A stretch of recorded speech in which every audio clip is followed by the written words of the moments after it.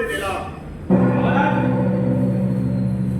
দেশের অধিকাংশ অঞ্চলে করা হয় যারা খাজনা মুক্তির প্রার্থনায় জানে বলে রে হবে না। শিক্ষা ও স্বাস্থ্য দপ্তরের কাজে তারা সন্তুষ্ট নয়। দেশে 1 মাসের মধ্যে যদি সঠিক ব্যবস্থা না নেওয়া হয় তাহলে তারাও ব্যবস্থা নেবে। কেন আমার সেবাইরা কি করছে? ওদেরকে বলো ওই বেয়াদবগুলোকে তো দণ্ড এক ঠান্ডা করে দিতে। যথার্থ মহারাজ, তাহলে সেই ব্যবস্থাই করবো। মহারাজের জয় হোক। এই সতর্ক করে মহারাজ গতকাল রাত্রে গৃহস্থের বাড়িতে ঢুকে খাবার চুরি করে খেতে গিয়ে যে জনটি ধরা পড়েছিল এবং সেই আপনাকে আপনি মৃত্যুদণ্ড দিয়েছে সে একটা সাক্ষাৎকার দিন। সাক্ষাৎ বলতে এখন তোরের সঙ্গে আমার কি সম্পর্ক? সমাজের যত সব অনুষ্ঠান বলে দেখা হবে না। মহারাজ প্রথমে তার সকরুণ আবেদনে আমিও কর্ণপাত করিনি, কিন্তু শেষে যে বললি যে হাসি পেটে ধরবার লাগে তার একান্ত ইচ্ছা সে মহারাজকে একটা গুপ্ত বিদ্যা শিখিয়ে যাবে। ও কবিত্ব হ্যাঁ মহারাজ, তোকে এটাও দাবি করেছে সে এমনই এক গুপ্ত বিদ্যা জানে যা তার মৃত্যুর পর পৃথিবী থেকে চিরতরে লুপ্ত হয়ে যাবে। তাই তার একান্ত ইচ্ছা মহারাজকে গুপ্ত বিদ্যা শিখিয়ে যাবে। আমার মনে হচ্ছে গভীর রাজনৈতিক ব্যাপার। না, আগে আমি একটু ভেবে দেখি।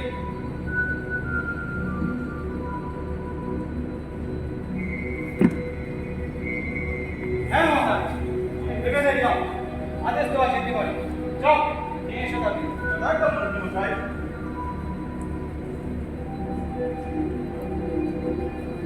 মহারাজ, কয়েকদিন ধরে লক্ষ্য করছি আপনার মধ্যে একটা অনেক দুর্বলতা দেখা দিয়েছে। আপনি নিজেকে বড় অসহায় করে তুলছেন। আপনি প্রজাদের ইতস্তত নিকট হয়েছে।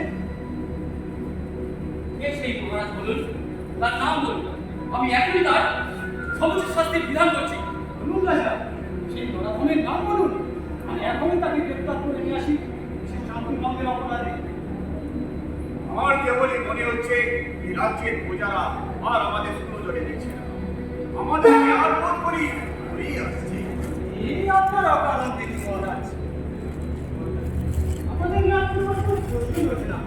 দেখছেন না দিকে দিকে সবাই কেমন আমাদেরই বন্দনা গাইছে, লোক মুখে উঠেছে আমাদেরই যাওয়া। দেখেছি মন্ত্রী দেখেছি, কিন্তু ওগুলো তো গাইছে আমাদের মাইনে করা রাজকবি আর কবিয়ানরা, আর তার সঙ্গে যোগ দিয়েছে ওই রাষ্ট্রীয় খেতাবধারী শিল্পী আর তার পুত্র। ওগুলো তো ওদের পানের কথা নয়, ওগুলো নিছক। মহারাজ, আপনি রাজা, আপনার সঙ্গে তর্ক করা আমার পক্ষে অসাধ্য। কিন্তু জেনে রাখো, রাজনীতিতে কোনো কোনো আবৃত্তি হতে হতে চূড়ান্ত মিথ্যাটাই একটা পবিত্র সত্যি পরিণত হয়। জনতা চায় প্রচারের সত্যকে, আসল সত্য কদাচি উদ্ঘাটিত হয়। তাছাড়া রাজ সম্মানের মনে ও নানান সুযোগ সুবিধার মনে যারা লাগাইত তাদের কজনই বা আপনার বিরুদ্ধে চালন করবে? কজন যোগ্য প্রতিনিধি আছে যারা যথার্থ প্রতিবেদন লোক চক্ষু গোচরে আনবেন? মহারাজ, স্বার্থ এবং মোহ অতি শক্তিশালী বস্তু। ভগবান সহায়, এই দুটোই আমরা বেশ ভালোভাবে কাজে লাগাই। অতএব আপনি নিশ্চিন্তে থাকতে পারেন, আমাদের পালা সম্ভব আর প্রশ্নই ওঠে না। মহারাজ তোর হাজির।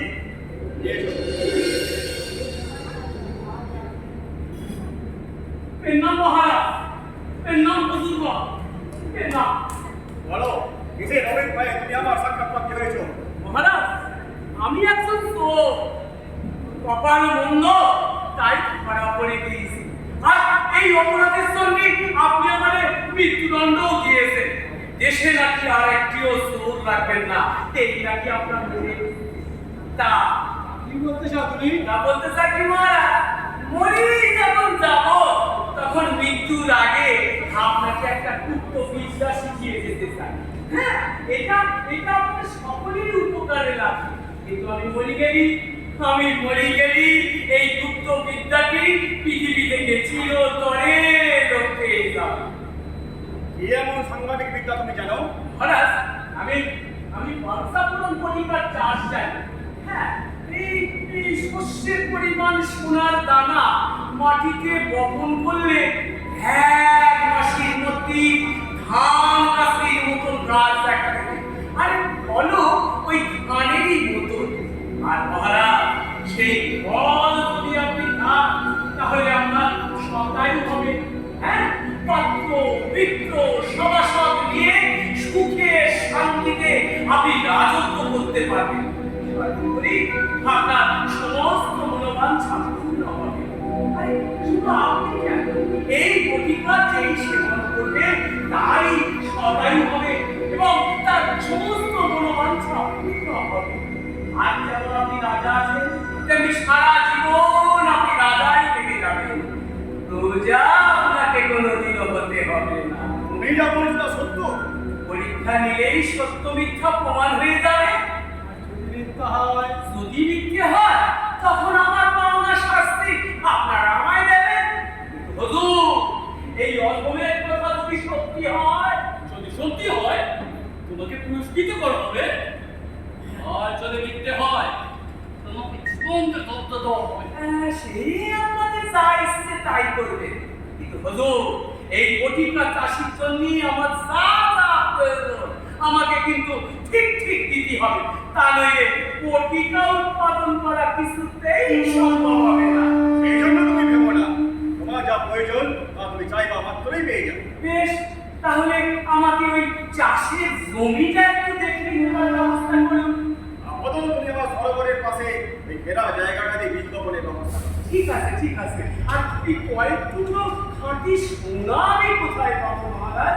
ওরে মহারাজ, আজ ভান্ডারের লোককে আমার আদেশ জানিয়ে বলো, ভক্ত ভক্ত থেকে কিছুটা সোনা যেন দেওয়ার ব্যবস্থা করা হয়। কথা মহারাজ। এই, দাঁড়াও। মহারাজ, আমার মনে একটা প্রশ্নের উদয় হয়েছে। কি প্রশ্ন মন্ত্রী? মহারাজ, এই নরাধম হচ্ছে একটা চোর, অর্থাৎ সমাজের একেবারে নিচে কাটছে। এই বেটা এরকম একটা মহাবিকাশিক কি করে? উচিত প্রশ্ন করেছেন মন্ত্রী মশাই।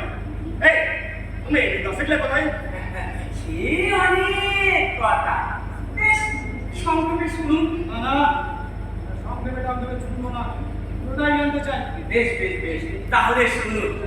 আমার আমার গুরু ছিলেন একজন সাত্বিক ব্রাহ্মণ। সারা জীবন তিনি গভীর অরণ্যে সাধনা করে গিয়েছেন। তার এই গভীর সাধনা ফলে একদিন একদিন দৈব যোগে এই মহাবিদ্যাটি তিনি অর্জন করেন। কিন্তু মহারাজ, তিনি যখন এই বিদ্যাটি পুরোপুরি অর্জন করে ফেলেছিলেন তখন তখন ওনার শেষ অবস্থা মৃত্যু শয্যায় শায়িত। আর তখন আমাকে স্নেহবশত এই বিদ্যাটি শিখিয়ে দিয়ে যান। কপাল বন্ধ, তার অনেক আগে থেকে এই সমস্ত বিদ্যাটাকে আমি পেশা করে দিয়েছি। তাই এই অমূল্য বিদ্যাটির খবর আমি বুঝতে পারি না। ও, হে আমার কোম্পানি, হে আমার এ মোদী ভূমি বইতে এ হলো গিয়ে একেবারে অপাত্রে দান। মহিলা একজন নিষ্ঠাবান সাধক পুরুষের অমূল্য সাধনার আবির্ভাব হলো, অধিকারী হলো এই চোর। মহারাজ, এই কথা আমার বিশ্বাসী বলেই মনে হচ্ছে। অতএব একে ছেড়ে দেওয়া যেতে পারে। এই, তোমরা এখন যেতে পারো। পেলাম মহারাজ, পেলাম হজুরবা, পেলাম। মন্দিরে বসাই, আজকের সভা আজ আমি মুলতবি করছি।